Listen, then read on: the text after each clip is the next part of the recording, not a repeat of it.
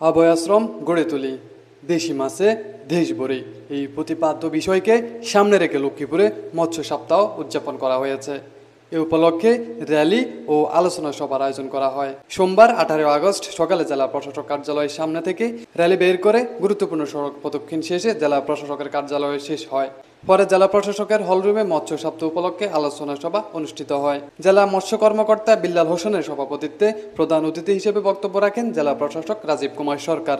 বিশেষ অতিথি ছিলেন অতিরিক্ত police super Raihan Kazimi, senior মৎস্য কর্মকর্তা মাহমুদুল ইসলাম চৌধুরী প্রমুখ। বক্তারা বলেন, বাংলাদেশের অর্থনীতিকে এই মৎস্য সপ্তাহ শক্তিশালী করে তুলেছে, যা জিডিপিতে অবদান রাখছে। মৎস্য উৎপাদনে সারা পৃথিবীতে বাংলাদেশে শীর্ষস্থানীয় অবদান রাখছে। এর মধ্যে ইলিশ উৎপাদন বিশেষভাবে উল্লেখযোগ্য। অনুষ্ঠান শেষে রেণু সহ মৎস্য উৎপাদনের সাফল্য অর্জন করা 3 জন মৎস্য চাষীকে সম্মাননা প্রদান করে জেলা প্রশাসক। বড় একটি গুরুত্বপূর্ণ প্রাকৃতিক সম্পদ। কিছুক্ষণ আগে জেলা মৎস্য কর্মকর্তা যে প্রেজেন্টেশনটি আমাদেরকে দেখালেন, আমরা একটি চমৎকার চিত্র সেখানে পেয়েছি যে আমাদের অর্থনৈতিক খাতকে কিভাবে এই মৎস্য সম্পদ শক্তিশালী করছে, আমাদের জিডিপিতে কি অবদান এবং কোন কোন মাছ উৎপাদনে আমরা সারা পৃথিবীতে একটি ঈর্ষণীয় এবং শীর্ষস্থান অধিকার করি। বিশেষ করে ইলিশের বিশেষভাবে বলতে হয় সারা পৃথিবীতে বিপুল চাহিদা।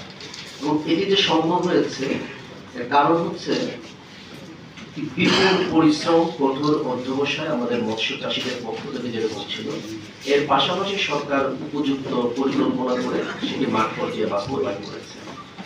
এই কৃতিত্বের অংশীদার এখানে আপনারা যারা উপস্থিত রয়েছেন, আপনারা সবাই, আমরা সবাই মিলে যদি অব্যাহত রাখতে পারি, তাহলে এই আমিষের চাহিদা যেমন মিটবে, আমরা এর মধ্যে দিয়ে আগামীতে একটি সুরক্ষিত এবং স্বাস্থ্যবান প্রজন্ম পাবো।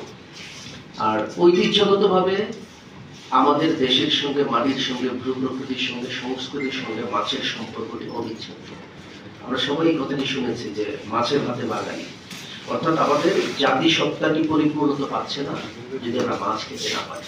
বিভিন্ন কারণে অনেকের কাছে মাছ খুব দুর্লভ একটি বিষয়ে রূপান্তরিত হয়েছে, কিন্তু এটিকে আমরা আস্তে আস্তে সহজলভ্য করতে পারি যদি আমরা মাছের উৎপাদন বাড়াতে পারি।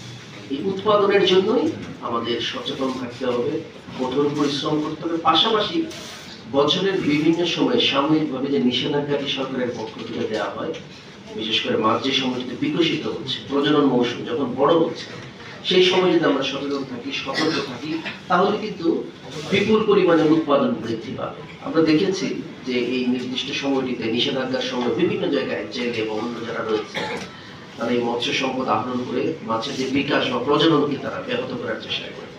আমাদের জেলা প্রশাসনের যে ভ্রাম্যমাণ আদালত, পুলিশ বাহিনী, কোস্ট গার্ড এবং মৎস্য কর্মকর্তা থেকে শুরু করে সবাই মিলে আমরা এটিকে প্রতিরোধ করার চেষ্টা করি এবং ভবিষ্যতেও এটি অব্যাহত থাকবে।